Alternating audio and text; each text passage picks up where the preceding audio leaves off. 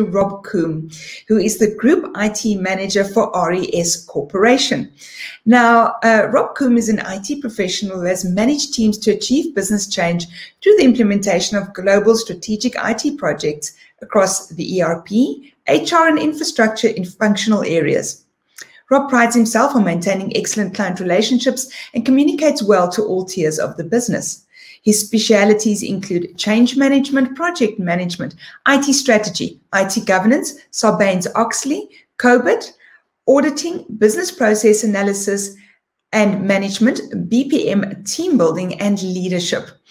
And today, Rob is going to talk to us about RES Corporation's enterprise information management and analytics journey, where they have recently embarked on a journey to transform and formulate their enterprise information and analytics strategy.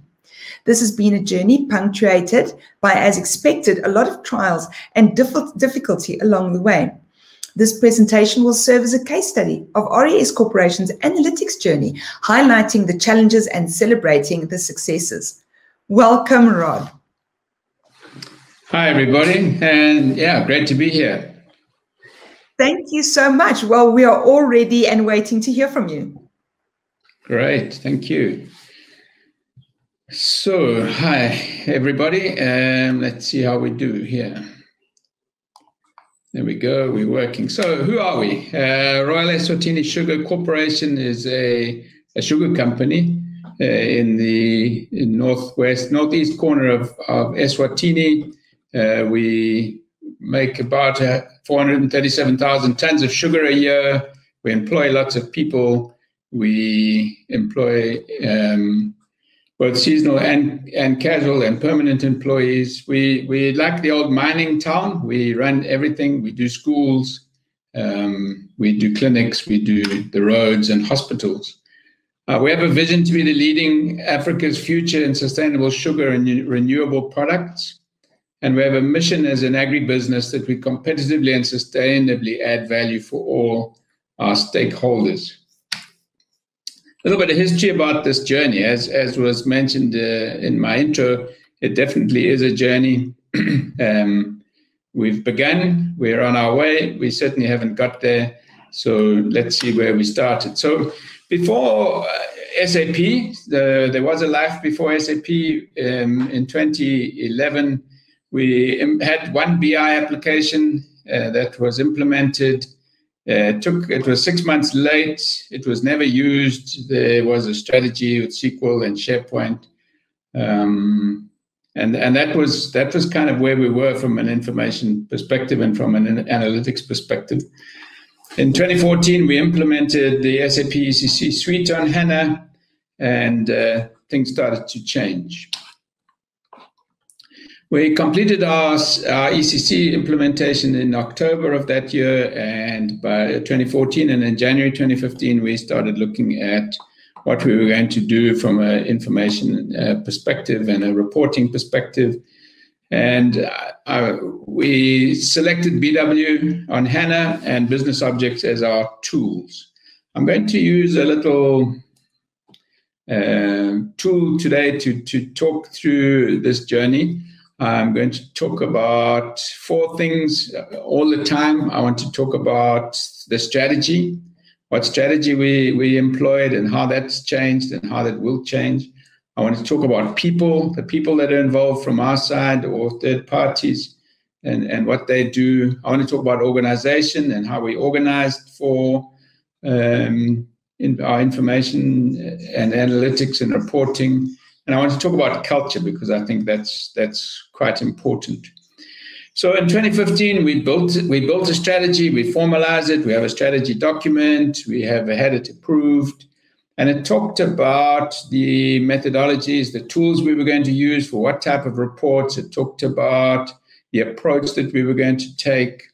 And the approach was really a top-down one where we said, okay, we will write reports for the executives. We'll start with the MD, see what he wants, and we'll build him a dashboard, and he can then drive some of the adoption within SAP and some sort of dashboard reporting.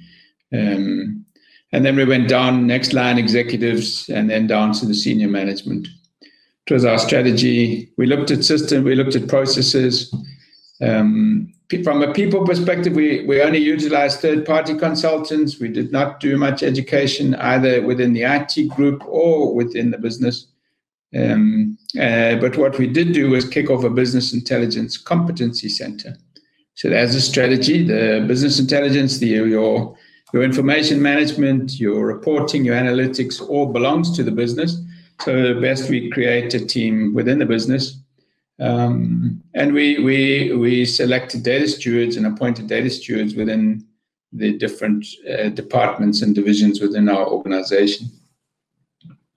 The culture was, and I'm not too sure, we'll see by the end of the presentation where this changed, but the culture was really business requests and IT delivers. They want a report, we write a report, we deliver it, then it gets used. So how did that go? What worked? From a strategy perspective, we had a good set of tools. We were able to build the dashboards that we needed. We were able to show the data. The top-down method worked in terms of giving the top people a view of the organization. But I don't think our utilization, even today, with some of these dashboards are still in use. They're not used as much as they should. A couple of things which didn't work.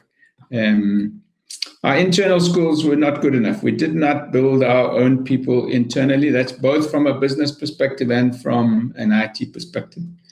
We gave them dashboards. We told them how to click, and we left them to their own devices. And so that's what happened. From an organization perspective, the BICC failed. We did not get buy-in from the data stewards. We did not get buy-in from the business. Still that kind of culture which says, IT, it's your problem, data is wrong, it's your problem, go and fix it. And so we really struggled there. And it was interesting listening to the last speakers. We were talking about change management.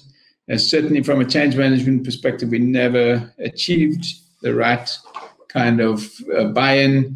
And a lot of that is that the business believe what they're used to. If you've got a spreadsheet that somebody gives to you and they've been giving to you for the last 5 years, you don't believe what comes on a screen from IT. So yeah, we struggled. They're still there. They still work. It's pretty good, but we didn't roll it all the way down to the organization because we saw that it wasn't a major success. So then in 2018, we re-looked at our strategy and said, okay, let's look at this from a different perspective. Let's look at our information from a different perspective. And what we really did was to look at some of our tools and look at data sources, and we added IoT into our information management mix. So we collected a lot of data. The screen on the right there is all our vehicles running around our cane yards, cane fields, bringing in sugarcane into the factories. A very important part of our business.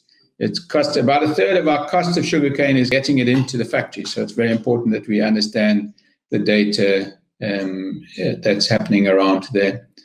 We defined an integration strategy at that stage, both for data which was inside SAP, outside SAP, and integrating into our platforms. From a people perspective, we still use third-party consultants, but we started training our internal staff, putting them on SAP courses. What we did in 2018 as well, from an organization perspective, was to form a BI and IoT department within IT. So where we had people that were maybe responsible for some BI applications at a time. They weren't separated. They still did a lot of other work on other applications. We dedicated a team. The team is now 4 people. Yeah, they're working pretty well. We've got from development side, data side, analyst side, all working together on this journey. And from a culture perspective, we started a massive corporate change management initiative. And we've included IT and our information along the way. Some of the analytics, we did a POC on analytics, which was really interesting. It delivered some very good value. It was fairly static, but it was able to allow us to do things. This is also on the vehicles that we were using, what sort of utilization, they're a very expensive piece of kit, and what was the utilization? How do we have too many? Do we have too few? Are they too expensive? All that sort of analytics we did, got some very good results. The heat map on the right shows the red. That's when the trips were not according to plan, and the red we found was all around weekends and payday. So after payday, the drivers were not driving as well as they should. Green, I think, was a Tuesday. And Mondays are not so good, but the green was on a Tuesday. That was interesting. It helps you plan. It helps you manage. Very good analytics that we achieved. So again, what worked, what didn't work? From a strategy perspective, I think SAC was a good addition to the tool set. We certainly found value in the analytics. Pretty easy to do, nice visualizations. It was definitely a good addition into the tool set. The internal skills were improving from a people perspective, certainly within IT as well. And it was really good to have that internal organization focused on this particular area. Some of the things that didn't work, again, the business were not involved enough. We involved them a lot in the beginning. They did a lot of the definition work, a lot of the requirement work. We did an agile approach. Stories were good. The data were good. But after that, they seemed to disengage and they were not involved enough. Part of that from an organization perspective within our business, and also part of that from a culture perspective. But what didn't work as well is a data strategy. So we had a strategy from a BI perspective. We had a strategy from a reporting perspective. We didn't necessarily have a strategy around data. And I think that's one of the issues that we looked at and we built. The data doesn't belong to us. I think that's key in this journey, especially from an IoT perspective, and I think in information in general. There are lots of providers out there who will provide you devices, who will provide you endpoints, but they don't provide you with the data. They provide you access to the data, but not actually to the data. And I think that's pretty key. And the other thing which we missed was really around the business translation. So you have data, the data has names. I don't know about all of us, but we're technical people. We can figure out what the different fields mean, what the different diagrams, organizations and things mean. But you actually got to translate that for the business. And we didn't do a good enough job. So on that analytics slide that you showed, we showed that our vehicles involved in harvesting were fully utilized 17% of the time. Now, the business were reporting an 85% utilization. The data showed a 17% utilization. We mistakenly showed that to the business, and that didn't go down well. That must have set us back a good 6 months of negotiating and so on. And that's really just around translation of what is utilization. We could see, we defined utilization, we had it there. Their definition was that plus. And somehow got lost in translation. So I think it's really important that you understand what the business are meaning and what the data is meaning and tie those two together. In 2019, we branched off into another area, and that was really around modeling. The modeling and analytics are available via BPC. We started implementing BPC in 2019. And interestingly enough, we had put in BW, BI, business objects. We talked about the 2015. But this was our first real use of BW and the BW on HANA, on-premise. Before that, we'd used the live reporting from our ECC on HANA. That was the first time we really started building data in BW. What we had planned to do was to do some modeling and analytics on those structures as we sorted out the data going into BPC. If you're going to be budgeting and planning for items that should cover the business. So we should be able to model the business going forward and to pull some levers and look at bottom line impact from between 5 and 20 years. So that was quite ambitious from a strategy perspective. We also wanted to move some of our reporting to BPC. We wanted to report from BPC as opposed to doing our reporting from SAP, and that's pretty structured around our organization, the way that we report. It would have worked better, and well, it is working better in BPC. From a people perspective, so that was our strategy. From a people perspective, we utilized third-party consultants again. If you're paying attention, you'll notice that we missed out internally from a BPC perspective, so we're going to run into some problems down the line. We didn't make any change into our organization or the business organization, and from a culture perspective, there was no big drive to look at the culture or to see how that implemented BPC. So that's a bit of history. Where are we now? So in 2020, we launched what we call really an information for change initiative. How do we utilize the data that we've got? How do we turn that into information to enable us to change our business? We don't have a dynamic change environment, and we convert. We make sugar. We're a primary industry. We don't do a lot of change there. But how can we use the information that we've got to change what we do need? We have a corporate strategy, which is to reduce costs. We achieved a 20% cost reduction in the last 5 years, and we aim to achieve another 20% in the next 5 years. And so how can we utilize data and information to assist with that change? One of the things that we did was to implement a strategy management tool on a SAP Cloud platform with SAP Analytic Cloud as to do the reporting and the analytics on there. And we also started developing we call it a dashboard. It's not really a dashboard, but for our Exco, we've started developing what we call operational stories. So we picked up areas of the business that we wanted to look at. One of them is maintenance.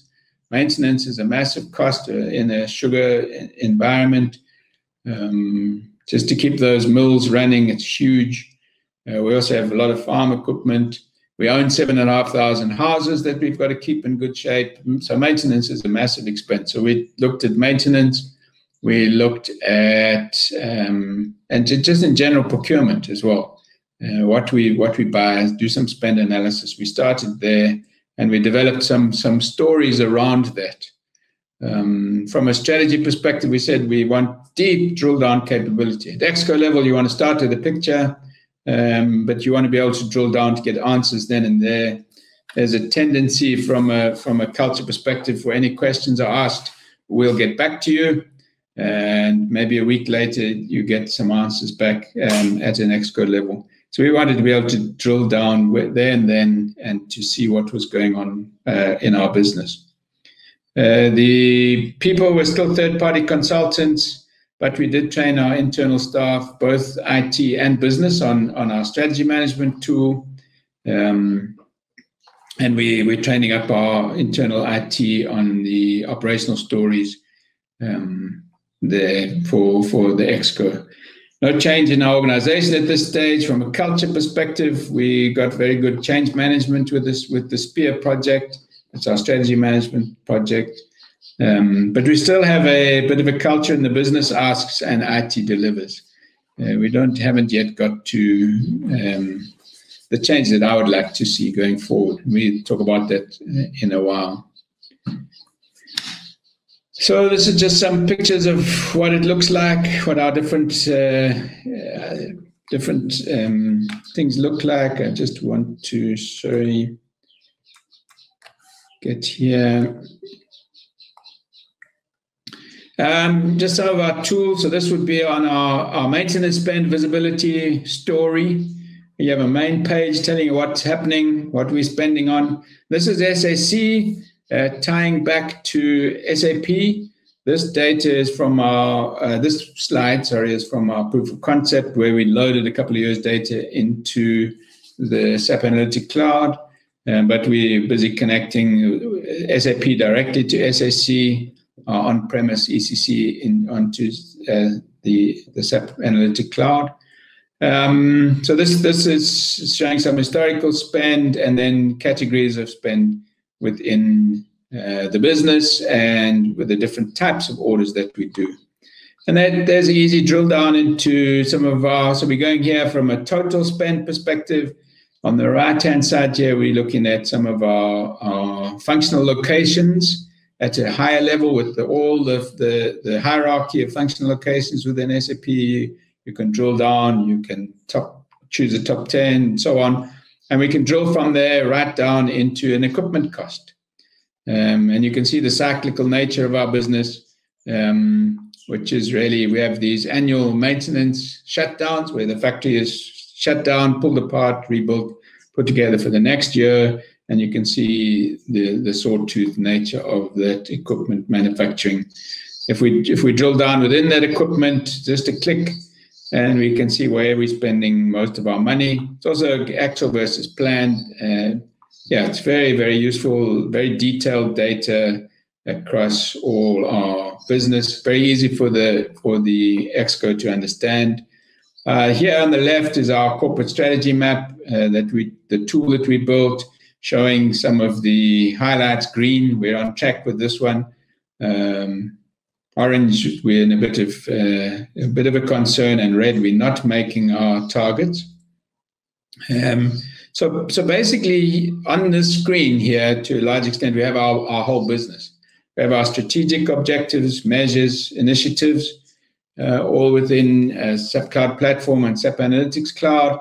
And here we've got our day-to-day operational work also within one picture. So lessons learned, and sorry, I just need to go back here so I can see. I've lost you guys. There we go. So the lessons learned, strategy from that perspective. Spear is a good tool. The SAP Cloud Platform works really well. The integration between the SAP Cloud Platform and SAP works well. The stories are good. From an exco perspective, the ability to see those sort of things really works well. And I think we're starting to get very good traction within our internal staff, understanding the data, understanding the models, understanding what we want to deliver for the business. I think that's really great. What didn't work so well, data strategy. We talked data strategy 2018. We actually need to go further and design a data architecture. So it's still a struggle at this stage, and it's something that maybe we always struggle with, but I think we need to get smarter and smarter with it to find the right data, to find the source data that will make our information really speak out, and to find data that is believed by the business is a massive challenge.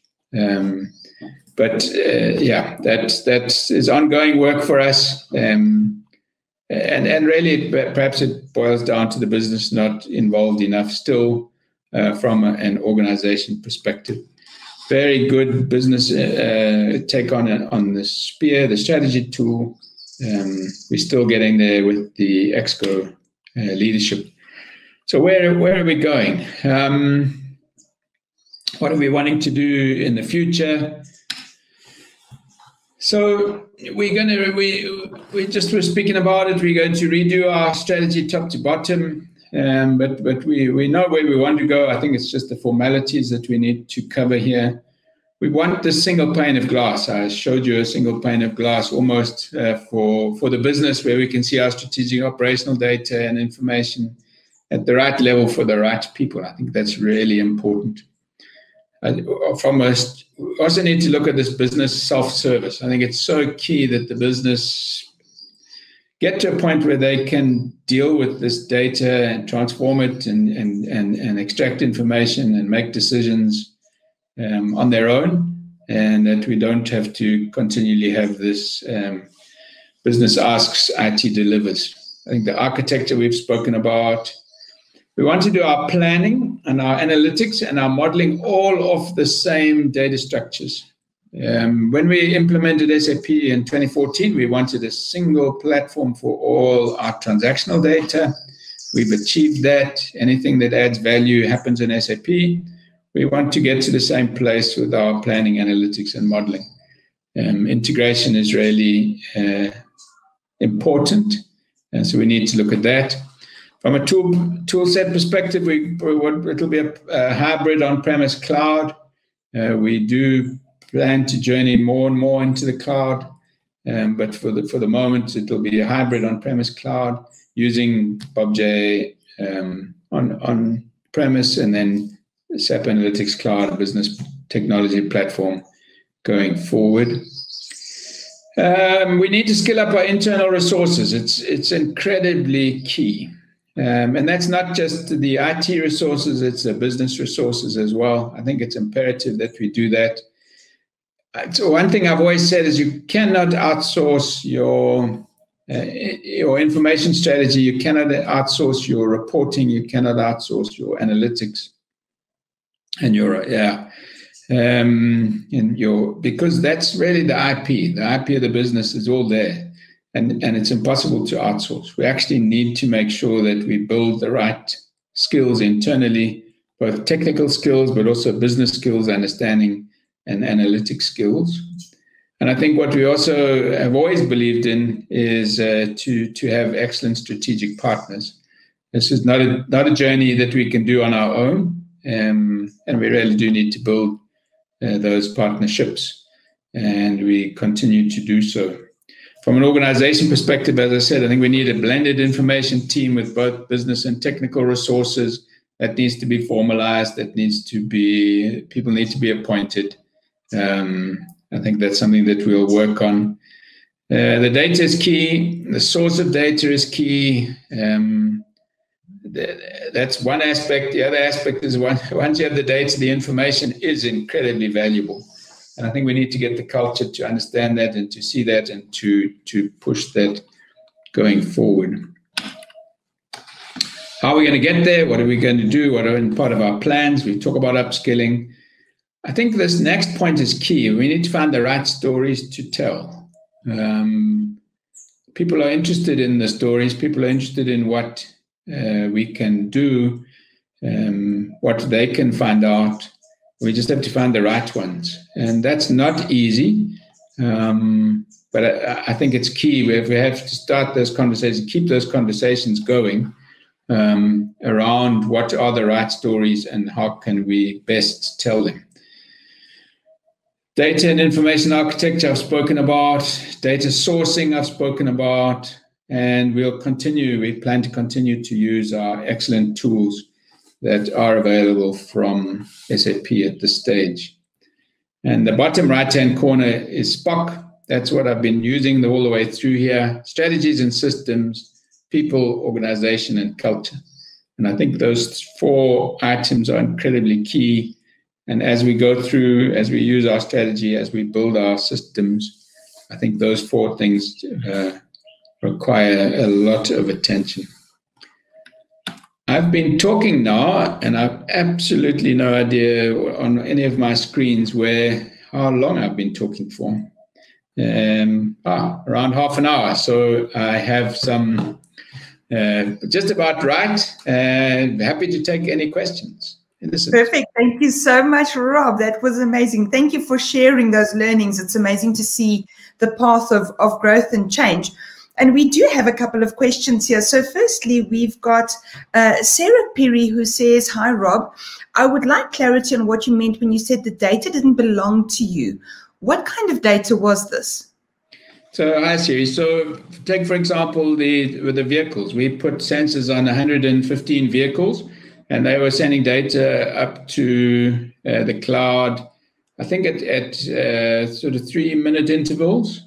There's incredibly useful data. That's where they were, how fast they're traveling, are they stopped at the local shebeen? No, that wasn't in there, but we could tell from the GIS how we got there. And that data then went on to a database which didn't belong to us. So we have another, I think it's 300 vehicles on a different system, which is even more difficult to get the data out. So the data is ours. Yes, it belongs to us, and we managed to get copies of all of that data, but it's not ours live. We don't have access to it immediately. So the one system, we have to build some APIs, and the APIs, that's fine. That's part of our job. But those APIs only gave us the data 5 minutes later. Now, if you're talking about stopping the mill, that will cost us 100,000 Rand just to stop it. We don't have 5 minutes to wait. We need that data. So that's what I'm saying from that perspective. We have probes which do water analysis in our field. So what's the moisture content? That data goes off somewhere else. We have to go and fetch it to bring it back. One of the reasons why we think it's incredibly key is that data on its own is useful, but it's much more valuable when you start integrating it with your other systems. And if you can't get it straight away, you then hamstrung.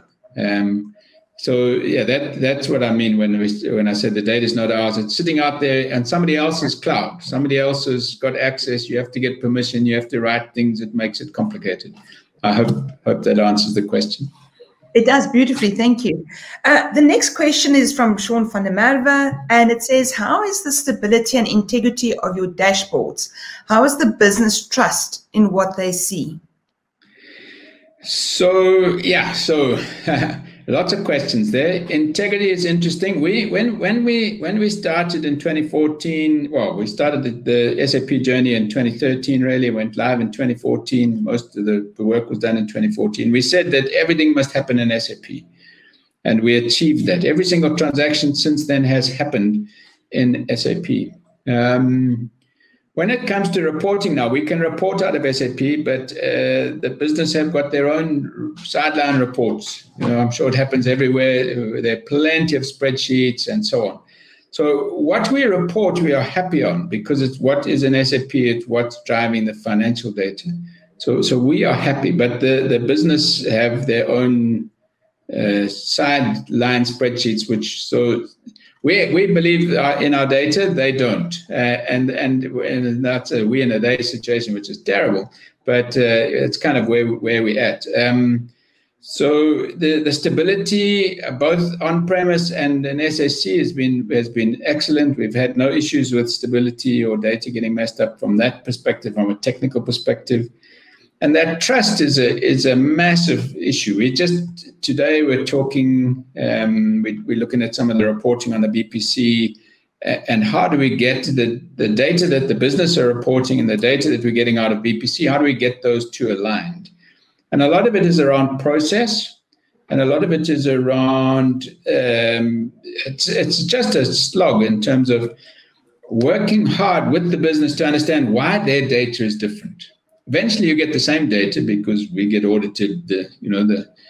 Everything is okay at the end, but that journey along the line is so important to involve the business and go down to the details. Say, why don't they believe your data, and understand that. And as we're talking this morning, it's really around process. So the data comes into SAP. Sometimes they confirm things in SAP that actually haven't happened. They know it's going to happen, they confirm it, but they're reporting through a different system which says it hasn't happened. And so a lot of work with the business between the BI team. I feel quite sorry for them. I keep challenging them to say, okay, go and find out, go and work with the business, go and understand, go and change some processes.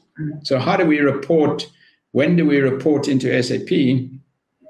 We need to change it so that it's accurate. SAP should reflect the reality on the ground, and then we can report in our other systems. So where we've done that work, it's okay. We get very good results. Where we still got that work to do, we've still got work to do. So keeps us young.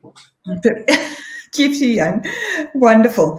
So here's the culture question. I was hoping someone was going to ask it. So Mabuchi Zulu says, hi, Rob. What was the collaboration with business before and after these implementations?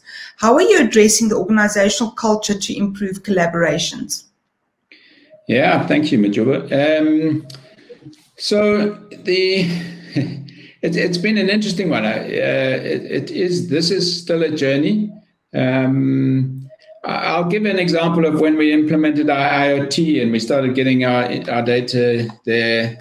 We started off with some great partners, and we sat down and we decided we were going to do an agile implementation, and that we would use design thinking. So we called the managers to a meeting. So now this is a mix of engineers, farmers, not the most. Well, now I'm going to be in trouble now. Anyway, we called the managers together. We put them in a meeting. We started the design thinking session, and it was like ice. And people got up at the end of the first day and they said, no, we've done this before. We've done sticky notes. We've done this. We've told you. In fact, we told you 15 years ago what we do. Why are we telling you again? You should just go back and take the notes.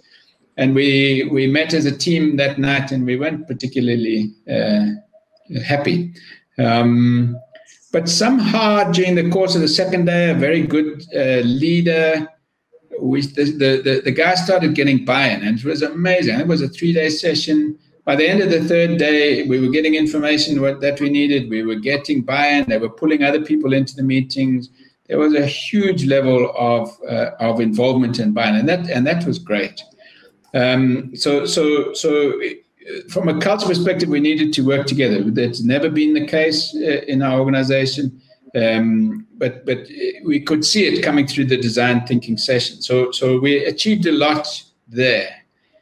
Then I think we made a mistake in that we went away to develop a solution, and we didn't follow as closely as we should. We probably put Agile in with not enough experience and not enough thought for the type of organization, and that we lost the business during that process of building the systems. And we got to the end, and they didn't like what they saw. They didn't think they were part of it, and so we lost it. So now we build that again, and we start again, and we go. So I think the key to that culture is you need to make sure that you're pitching things at the level of the culture within the organization. That's the one thing, but it's a continuous process. You need to keep engaging. You need to keep talking. We do have a corporate change management initiative across the board, across the business, trying to make the whole business change agile. And I think that's also key as an organization, very conservative organization, being in a primary industry. We need to change. Everybody's changing. So there's a corporate initiative, and that we do through gamification. We do through modules. There's a lot of key corporate change management happening, which assists us. I think an IT perspective is just to keep that engagement as close as possible. I think that's a key for me. Wonderful. So next question. I see we have 5 minutes left. We squeeze in another question. Dion Duprier says, hi, Rob. Data ownership in business seems a clear issue. What is your advice to change the perception that business asks and IT does? In other words, encourage business ownership of the data. Hey, Dion, welcome. I'll say hello.